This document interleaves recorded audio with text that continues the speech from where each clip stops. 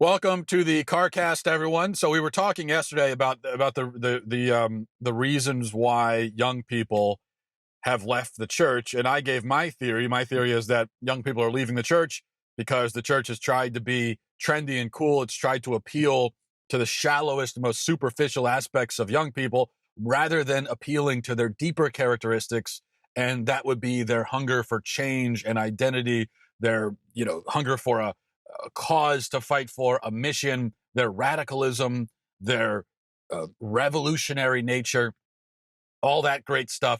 So it should be a match made in heaven, literally, between young people and Christianity, because Christianity is a radical, revolutionary cause, right, to fight for.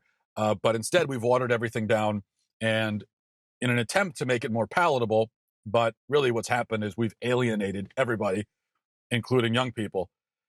Now, I received a lot of feedback to that discussion, and I want some of it positive, some of it negative, as usual. I wanted to address one objection, one email, because it represents, I think, a lot of the critiques that I read after we talked about this. So I got an email from a guy, a fellow Christian, and he said that he agreed with much of what I said. He agreed with the general argument for the most part, but he also thinks that the real problem, or one of the biggest problems, is that young people are really repulsed by the rules, the so-called rules in Christianity, especially the rules that govern their sex lives. And he said that if churches would de-emphasize those things, de-emphasize the teachings on abstinence, chastity, especially the idea that sex outside of marriage is wrong, if we de-emphasize that, then we might have a better shot of bringing people in. And this idea I've heard echoed by many other people. Now, I have several objections to that objection, and I want to go through them one at a time. So first of all, let's start with this. Churches have de-emphasized those things or outright rejected them. And I find it fairly mind-boggling that there are still so many people who think that the church's main problem is that it's too conservative and too orthodox, and that it's too focused on rules, and that the biggest problem is all these Christians running around who are fundamentalist, and they're so focused on religious discipline. I mean, where is that a problem? Where are you meeting all these Christians who that's their biggest issue? I mean, really, what are you talking about? I have not noticed that. The vast majority of Christians that you meet could care less about the rules, could care less about the commandments. They make no attempt to follow them whatsoever in their lives.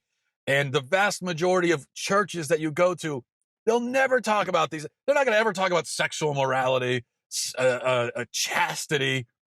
I mean, really, you think, look, with all due respect, I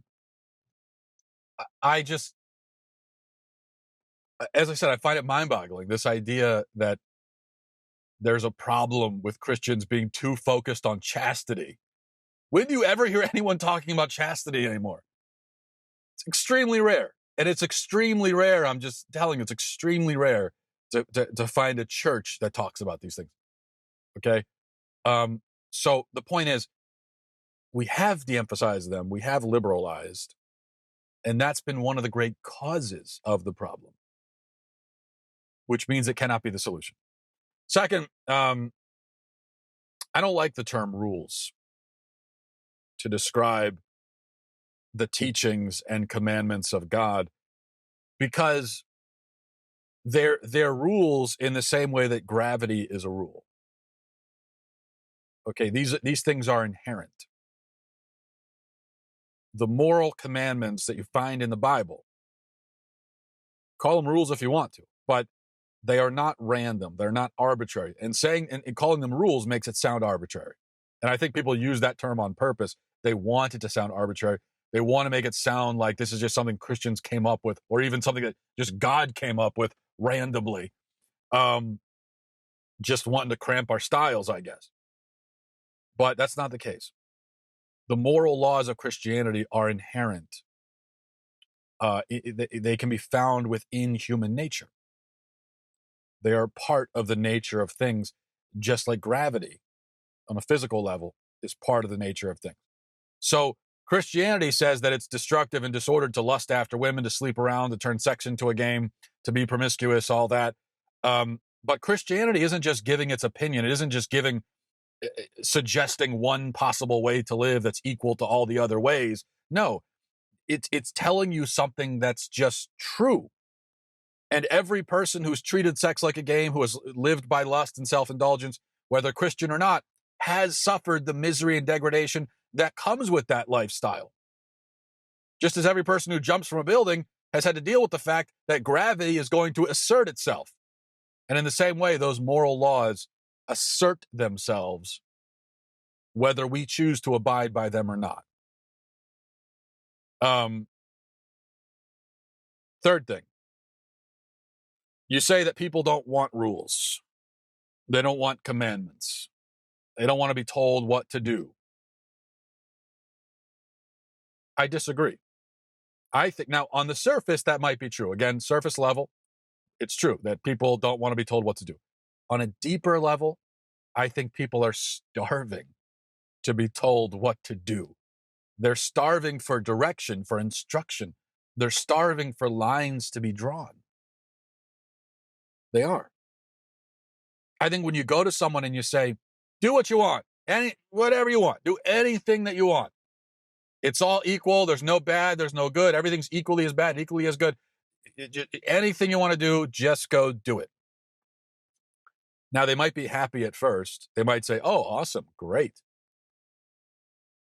But in the end, they're going to be lost and confused and paralyzed.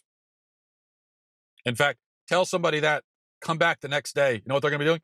They'll probably still just be standing right there. They haven't gone anywhere. When you've told them every direction is equal, is equal, and nothing is better than anything else, it's like, okay, what's the point of going anywhere then? It's kind of like, it's kind of a crude analogy here, but it's sort of like if you go to one of these chain restaurants where it seems like the menus of these restaurants just grow by the minute. And so now you open up a menu and there are 6,000 things on it. Every variety, there's Mexican food, Italian food, American food, everything. And what happens? You have no idea. It's too many options. You don't even know. You have no idea what to. And then what do? You end up asking the waiter, well, what do you think I should get? You need some direction. You need someone to help you. Like, just, this is too much. It's too many options. Give me some clarity here. Give me some direction. Give me some advice or something. Don't just give me 6,000 options and say, eat whatever you want, right? So it kind of works that way morally in our lives. There are two types of freedom. Okay, there's the freedom of a life devoid of all meaning, of all purpose, devoid of direction, devoid of morality. There's that freedom where there's no rules. And then there's the freedom that you find in truth and in God. There's the freedom that you find when you willingly surrender to the moral commandments that God has given us. When you surrender to God. So there's this freedom. There's the freedom in pride where you say, I'm going to do whatever I want. And then there's the freedom in surrender to God. Saying, show me the way and I will walk it.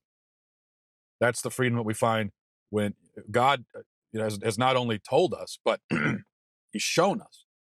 Jesus Christ walked the path and he said, follow me. He didn't say, just go do whatever you want. Everything's equal. Nothing's bad. Nothing's good. There's no sin. He said, follow me. And so when you follow him, you find true freedom. Even if in this life, you're also going to find suffering and sacrifice and all that. So that's the only true freedom. That's where you can really be happy. But in order to enjoy that freedom, you have to follow the, quote, rules. Just as you have to follow the rule of gravity, you have to obey its dictates, respect it, understand it, if you want to enjoy skydiving.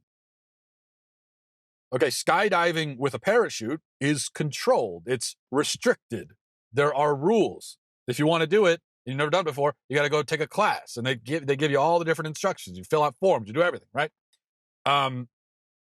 There are a lot of rules. I've never been skydiving. My understanding, though, is there are a lot of rules with skydiving, and so there's, you could do it that way, or you could do it the free way, and you could really be free, and you could skydive without a parachute.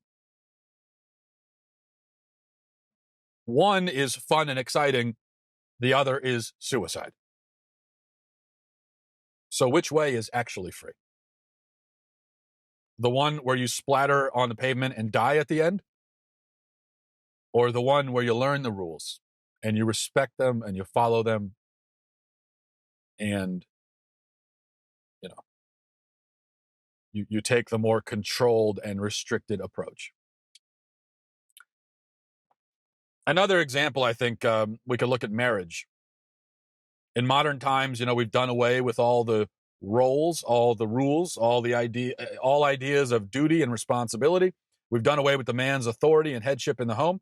And now we say everything's 50-50. There are no roles, there are no rules, there are no duties, there are no responsibilities that anyone in particular is supposed to be doing. Everyone just does everything. Nobody leads, nobody follows, nobody's in charge, nothing, right?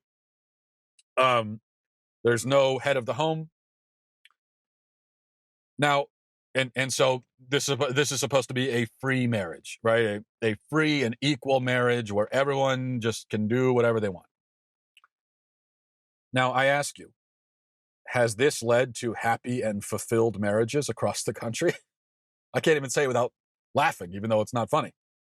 But it's just the absurdity of this idea that it's actually worked out, right? Do you think it's worked out? Because I look across the country and I see divorce, I see, unhappy and miserable people in their marriages. I see an entire generation of people, my generation, who have almost given up on marriage completely. They take such a dim view of it. So has this equal 50-50 free and open approach to marriage, has it worked? No. Instead, again, it's caused this paralysis. People in relationships don't know what they're supposed to do. They don't know who's supposed to do what. Now, with gender roles, with those bad old ancient gender roles, people knew basically what they're supposed to do in a marriage. And within those parameters, there's a lot of freedom. And still, there's a lot of diversity in marriages, and marriages are all different because there are different people involved in them. But when you have this basic idea of gender roles, well, now at least you can get going. You can go in one direction because you know where you're supposed to go and you have a general idea of what you're supposed to be doing. But we don't have that anymore, so people don't know what they're supposed to do, how they're supposed to relate. And then what happens is competition arises, and they end up competing and working against each other because they've rejected the rules that help them make their marriages work and help them work with each other so that they can enjoy a happy and complementary and free marriage. Fourth thing, and this point is related to all the rest that I've mentioned, but you say that young people aren't interested in chastity and abstinence and sexual morality. Once again, that is only on the surface. On the surface, yeah, they're not interested. Let's look at a deeper level, though. Deeper level, we can see that the alternative has not been a great success. Modern sexuality, like modern marriage, unsurprisingly, the two are linked. Modern sexuality is a disaster zone. It's a catastrophe. Disease, abortion, unwed pregnancy, porn addiction. The sexual revolution has been a catastrophic failure. People are not happy. Find me someone my age, 31, 32, who's been sleeping around and dating frivolously for the last 10 or 15 years or longer, and yet is happy. and satisfied and content and not lonely at all. Find me someone like that. You can't. They're all miserable. All the people that have tried it this way, they've followed the ideas of the sexual revolution. They've wanted to be free, sexual freedom. I mean, look at, we had a baby boomers came along, my parents' generation, and they said, I want sexual freedom. And what do we end up with? Disease, abortion, death, divorce. I mean, all these, that's what freedom has gotten us, is destruction and despair. People are unfulfilled in their romantic lives. And worse than that, they feel violated. What do you think all this affirmative consent stuff is about? You have women who they have sex consensually, and the next day they claim that they were assaulted because they volunteered to do it, but they volunteered and they had reservations, and they didn't. It was unspoken reservation, and there was something in the back of their mind telling them, no, this isn't right. Don't do this, but they did it anyway. Now, what does that stem from? They feel violated because they were violated, though they offer themselves up to be violated. They feel degraded because they were degraded, though they were willing participants in their own degradation. They wake up feeling used because they were used, though they allowed themselves to be used, which makes them feel even worse because now there's guilt. And nobody can really be happy with that. You see, what we've done is you find this over and over and over again, where somebody comes in and they get rid of the rules, they get rid of the any sense of morality, they get rid of all that, and then catastrophe and disaster soon follows. And so then they try to make new rules. The whole idea was to get rid of rules, and now they're making new ones. And the new ones are even more restricting and weird and bizarre and confusing than the old ones. And so what's happened is we've got rid of all of the moral laws and all any sense of sexual morality. We've tossed out the window. The only thing that we've left is consent. That was the one last thing. Now, consent was already embedded into Christian sexual morality. Consent was part of it. Christianity has always been against rape, very clearly. So that was already part of it, but there was more to it. Because Christianity recognizes that, yeah, you have to consent to a sexual act, but that's just the beginning. That in itself is not enough. You could consent to a sexual act and yet still be harmed by it physically and spiritually. And so there's got to be more than just consent. But what our culture has said is no, consent's all that mattered. But what have they found? They found that Christianity was right. There's got to be more. That's consent is not enough, because people are consenting to sex and yet they still feel awful and guilty and empty and ashamed the next day. And so what our culture has tried to do is they've tried to take consent and use it as the raw material to build this whole new sexual ethic. And they've turned consent into this like calculus, this impossible to understand calculus, whereas it should be pretty simple. It's consent. Did you participate in the act willingly? If you did, then you consented. If you were forced into it, you didn't consent. Really simple. But now we've tried to take consent and find a way to use it so as to in some way still protect the dignity of women, so that there could be a situation where they volunteer to do it, yet they didn't consent because they're going to feel violated afterwards. And so it just becomes very confusing. It's not so confusing if you go back to the Christian sexual morality, which says that sex is a sacred thing. It's a beautiful, wonderful, precious thing. And it has to be protected. It's also very powerful. It's powerful because sex can create a whole other person, which is pretty incredible.